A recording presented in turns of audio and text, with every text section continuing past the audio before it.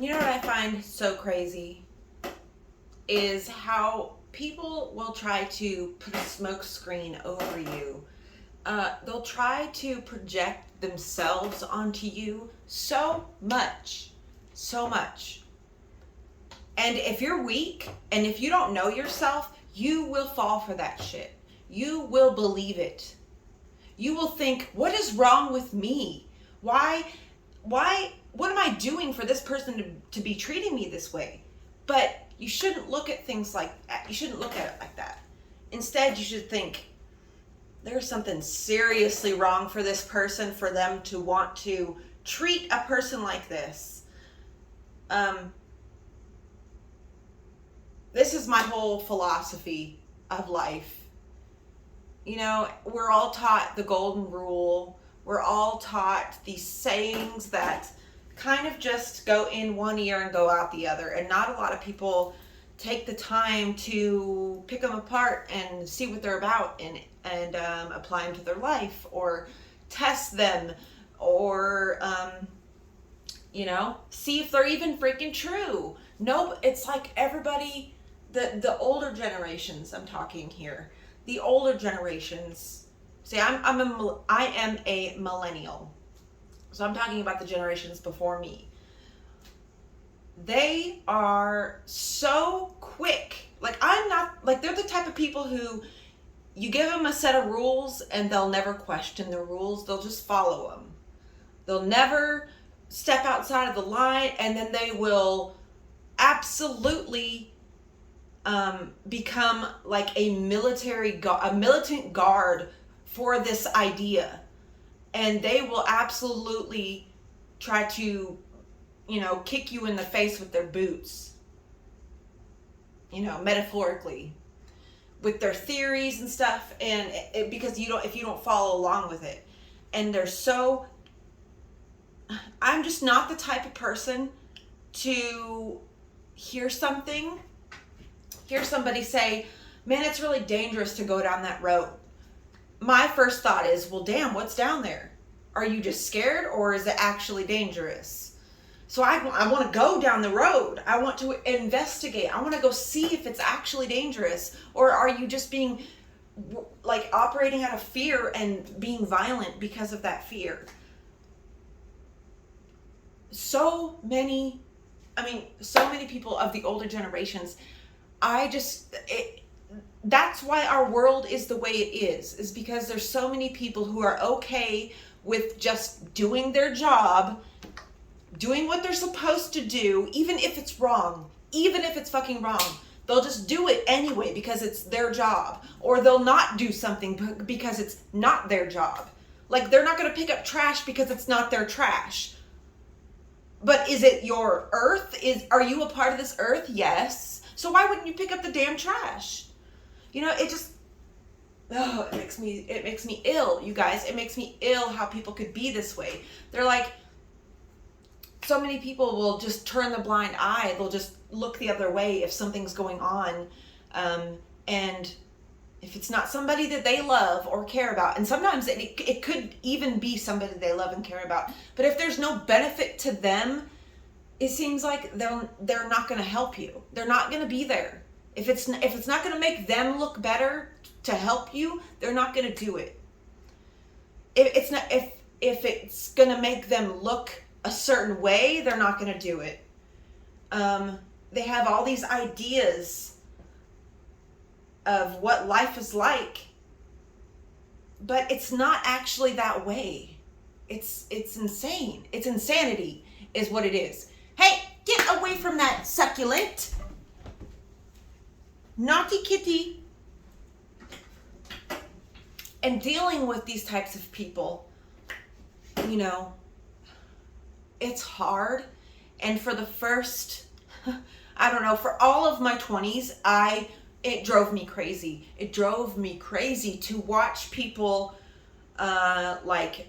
sit around with a group of people and then talk about those same people in a negative light, or see somebody happy and they say, this is something that happens to me quite frequently, very frequently, mainly by the same person, y'all know, where I will say an idea, and I have these grand ideas. Not that, they're feasible ideas. They're things that I could actually follow through with if I had a little bit of help.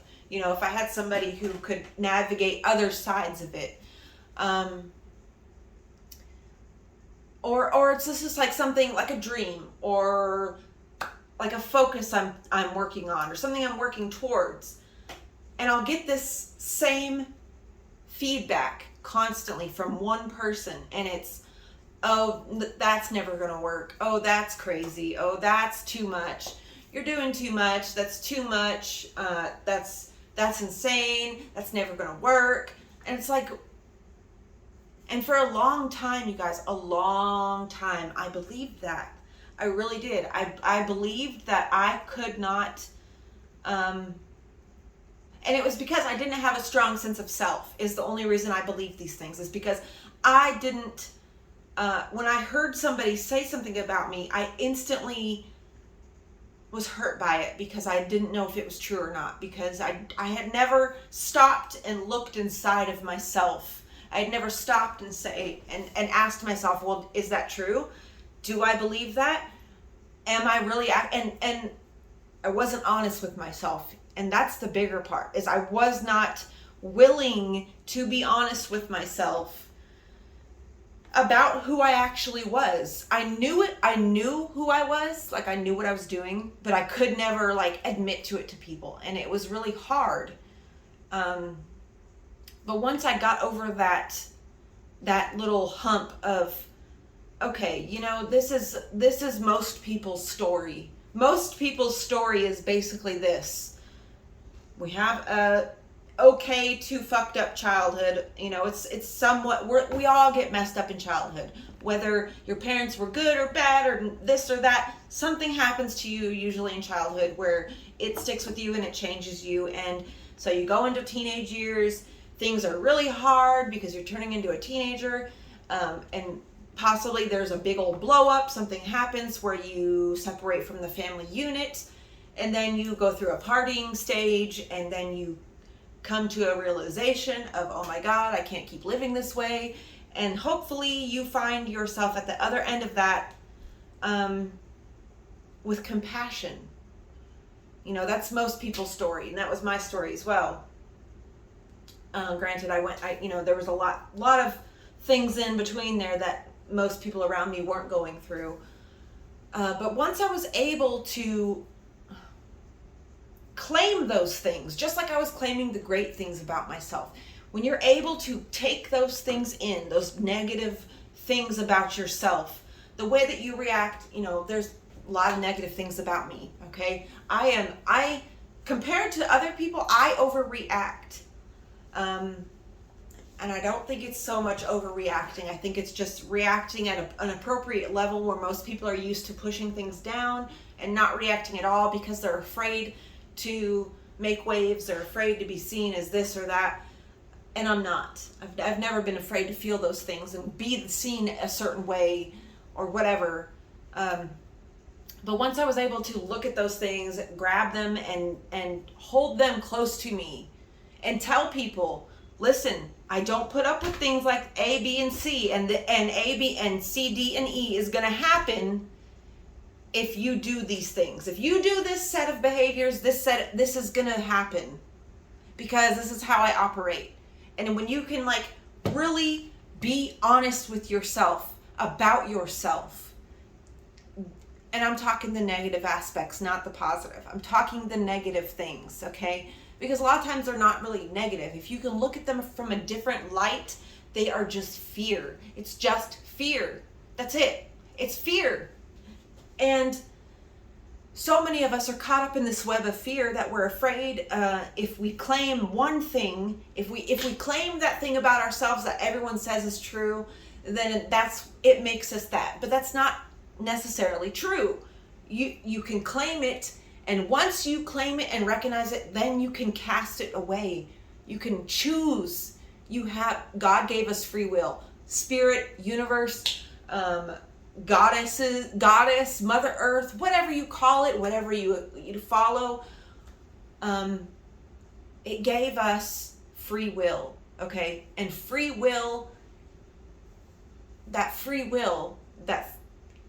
kind of like sits in our mind's eye, that third eye, that is I said this the other day, and it's really gotten me thinking. It is the quantum entanglement between the two dimensions of physical and spiritual. So that's why we feel like in our mind, like our soul is sitting like right here somewhere. That's why it feels like that, I think. I'm not sure about these things, but I just feel this way. I feel like this is true, that, if you look at quantum entanglement, it's one thing born in a place, and no matter the distance between those two things, whenever something happens in this world, it's going to affect you in this world, and vice versa. It happens simultaneously, instantaneously, which is why you can be a spirit and a physical body. And when you start to really love those parts of yourself that are dark, that you think are bad, that you think make you a bad person, they don't. Unless you've killed somebody or raped children, those are different stories. Then you're a piece of shit, and you need to go jump off a cliff, do us all a favor.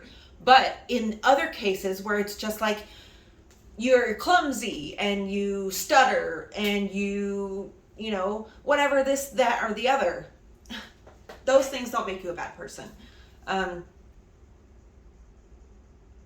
A lot of the times we are the people who are in the way of us succeeding. How many times have you heard somebody say, "Oh, I wish I could paint," or "Oh, I wish I could do that, but I can't"? But you went to school and you learned how to do math. How is it any different? You went to school and learned how to read. You went to school and learned how to be a lawyer. You could go to school, or you could sit and take some of your time and learn how to be an artist. It's not this talent thing. We have to start unapologetically believing in ourselves, unapologetically doing whatever we want within reason. Okay, we don't want to go crazy and start hurting people and going off the deep end. You need to learn your limits. Okay, as people, this is something that I had to learn and go through. Is you take stock of who you are, what you want, what you hope for, what you're going after, what your whole overall, and it could just be as simple as, I want to be happy. Okay, and because I don't live my life according to money and according to jobs and according to this or that. I live my life based on, how does this make me feel? Does this make me feel good, or does this make me feel bad? If it makes me feel bad, I absolutely don't participate in it. End of story. And I don't feel bad for not going through with that, or I don't feel bad for not participating in something that makes me feel like shit. I just don't feel bad about it. And a lot of people, they think I'm selfish and I think I'm this or that, but I don't. It's just I value myself enough to know what pisses me off and what I'm not going to put myself through, because I know I'm not going to enjoy it. You know what I mean? So you have to get to know yourself deeply. Get to know the parts of yourself that you try to run from, that you try to hide from people. All of us have those same things in some form or the other.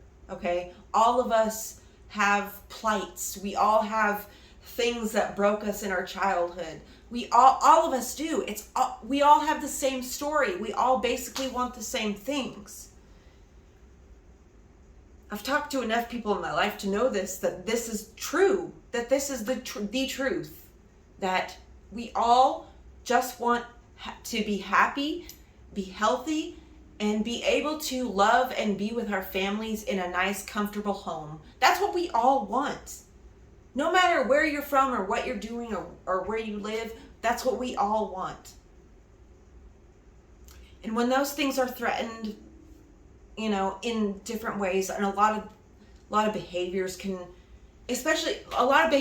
threaten the idea of a safe home, especially if you grew up as a traumatic or traumatized child where you didn't get to call the shots, and you didn't know if everything was going to be okay, and you didn't know if you woke up the next morning, if everyone was going to still be there, if your mom was going to be there, your dad, your sister, like what was going to happen. And so now it's like, I heard someone say it the other day, overprotective people were once underprotected people, okay? If you're overprotective now, it basically you were underprotected as a child. And overprotective of yourself, your family, your safe space, your home, your environment, your peace, all of that. Get to know yourself, you guys. Get to love yourselves. Know that most people are going through the same plight. Have compassion. Be love. That's my philosophy in this life. No matter what happens, no matter what doesn't happen, everything's going to be okay. And you can always rebuild. You can always rebuild your life. If you were in a place where you just lost everything, you are in the best place possible. Because a lot of us, we carry things through our life that we don't necessarily want, but we're afraid to get rid of. And so we just have all this baggage of things that represent something that doesn't exist anymore. And no matter how many of those things that you have that represent something, it's not going to bring back that something. That something exists forever in your mind and in your heart. You don't have to carry around objects to connect to it. Anyway, guys, I don't want to get too deep into this, and I don't want to keep preaching too much, but I feel compelled to tell people this. I feel compelled to get this message out here. No matter how many times I've said the same thing that I just said, I'm going to keep saying it. Get to know yourself. Get to love yourself. And start protecting yourself as if you are somebody you love. I love you all so much. And yeah, I hope you all have a great day. Bye.